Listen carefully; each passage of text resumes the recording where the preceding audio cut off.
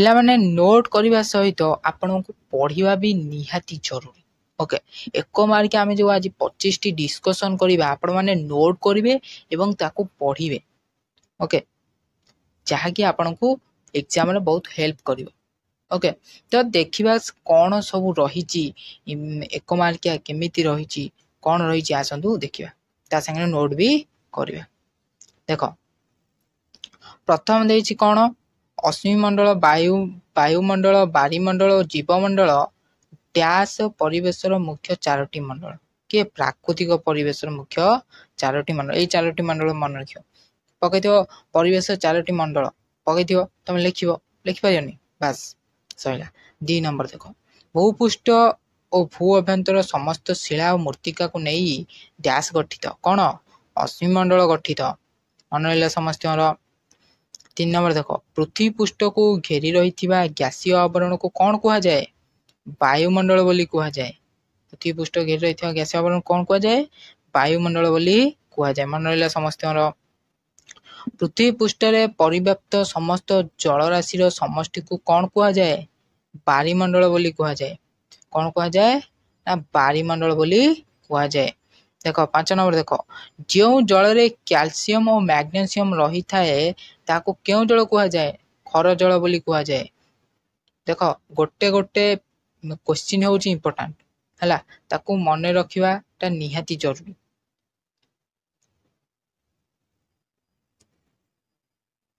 ଦେଖ 6 ନମ୍ବର ଦେଖ, ଭୂପୃଷ୍ଠର ହାରାହାରି ଡ୍ୟାସ୍ କିମି ଉଚ୍ଚତା ପର୍ଯ୍ୟନ୍ତ ପରିବ୍ୟାପ୍ତ ବାୟୁମଣ୍ଡଳ ସ୍ତରକୁ ଟପୋସ୍ଫିୟର କୁହାଯାଏ। କେତେ କିଲୋମିଟର? ନା 25 କିଲୋମିଟର ଉଚ୍ଚତା ପର୍ଯ୍ୟନ୍ତ। ସମସ୍ତେ ମନେ ରଖିବା ସହିତ ଲେଖିବାଟା ବି ନିହାତି ଜରୁରୀ। 7 ନମ୍ବର, ସମସ୍ତ ବୃକ୍ଷଲତା, ପ୍ରାଣୀ ଓ ଅଣୁଜୀବକୁ ନେଇ ଡ୍ୟାସ୍ ଗଠିତ ହୋଇଥାଏ। କ'ଣ? ଜୀବମଣ୍ଡଳ ଗଠିତ ହୋଇଥାଏ। 8 ନମ୍ବର ଦେଖ, ଜୀବମଣ୍ଡଳକୁ ଖାଦ୍ୟ ଶୃଙ୍ଖଳା ଅନୁସାରେ କେତେ ଭାଗରେ ବିଭକ୍ତ କରାଯାଇଛି?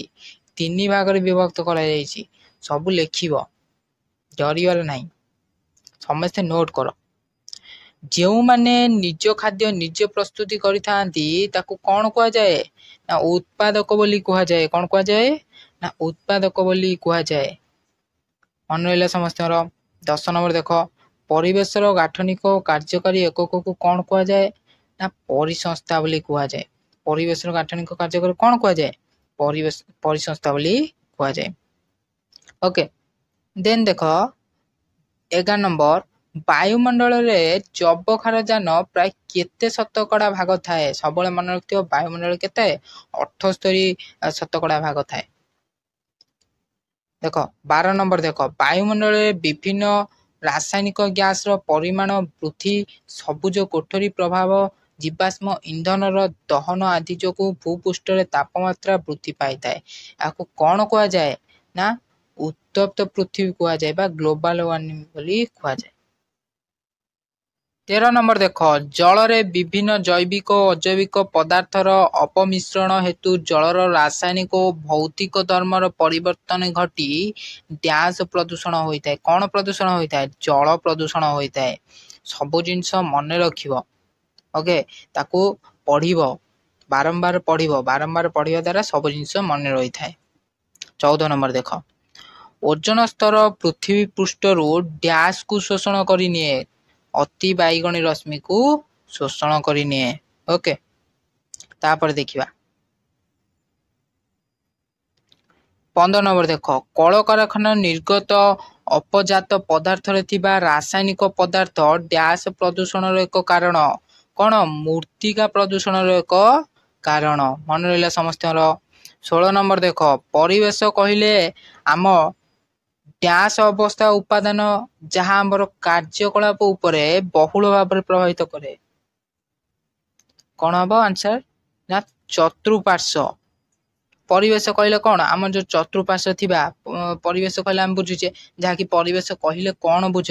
ପରିବେଶ କ'ଣ ତାହା ଆମର କ୍ଲାସ୍ ହୋଇଛି। ଆପଣମାନେ ଯଦି ବି ଦେଖିନାହାନ୍ତି ପ୍ଲେ ଲିଷ୍ଟରେ ଅଛି, ଆପଣମାନେ ଦେଖିପାରିବେ। ଆଉ ଯେଉଁମାନେ ଟେଲିଗ୍ରାମରେ ଜଏନ୍ ହୋଇନାହାନ୍ତି PDF ପାଇଁ, ତ PDF ବି ଆପଣମାନଙ୍କର ଟେଲିଗ୍ରାମରେ ସେୟାର କରିଦିଆଯାଇଛି। ଆପଣମାନେ ଟେଲିଗ୍ରାମରେ ଜଏନ୍ ହୋଇକି ଡାଉନଲୋଡ଼ ବି କରିପାରିବେ।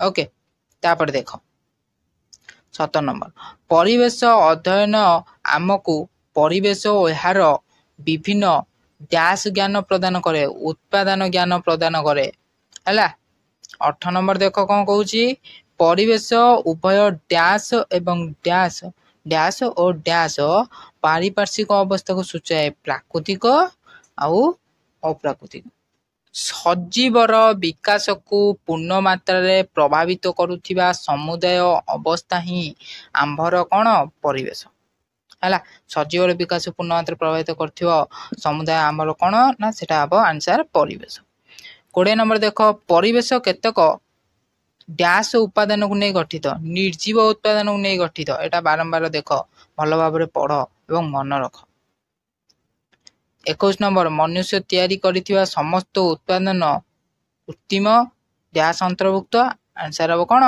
परिवेश अंतर्भुक्त कृत्रिम से परिवेश भी अंतर्भुक्त 22 नंबर देख सामाजिक अर्थनैतिक परिवेश कहले केउ परिवेश रे डैश वृद्धि अधिकारी सांस्कृतिक विकास सांप्रदायिक आंसर कौन हम मानव सांप्रदायिक ओके देख 23 नंबर देख मनुष्यर दैनंदिन जीवन प्रवाह आमर व्यवहार सीमा व्यवहार और सीमा उपरे प्रभाव पकाउथिबा बाह्यक शक्ति आवेदन तथा तार प्रभाव समूह को कौन कह जाए ना परिवेश बोली कह जाए हैला ये भी गोटे इंपोर्टेंट क्वेश्चन सबू किछि मन रखिया सहित लेखिबा भी निहाती आवश्यक हैला 24 नंबर देख साधारण कथारे कौन कहले आम चारि पाखर सबू जीव अवस्था को बुझाए परिवेश कहले इजी क्वेश्चन देखि पारछ केते सहज क्वेश्चन बस खाली तुम माने थरे दी थर पढ़ी दबो ना बहुत ही बढ़िया मजा मन रही हैला 25 नंबर देख वायु केतेक डैश साधारण एक मिश्रण वायु केतेक डैश एक साधारण मिश्रण कौन गैस वायु केतेक गैस एक साधारण मिश्रण देखल सब इजी क्वेश्चन 25टा क्वेश्चन डिस्कशन हो गला आपण माने आशा करछि आपण माने बुझी पारि थिबे आ नोट भी करंतु जो माने नोट करना समस्त नोट करंतु ओके तो आज पाइथिला एती वीडियो आशा करछि आपण माने वीडियोटी भल लागिथो जदि वीडियोटी भल लागिथो ताले वीडियो को लाइक करिए चैनल को ए बेले आगो को वीडियो देखिया पई चैनल को सब्सक्राइब करिवे जय हिंद वंदे मातरम।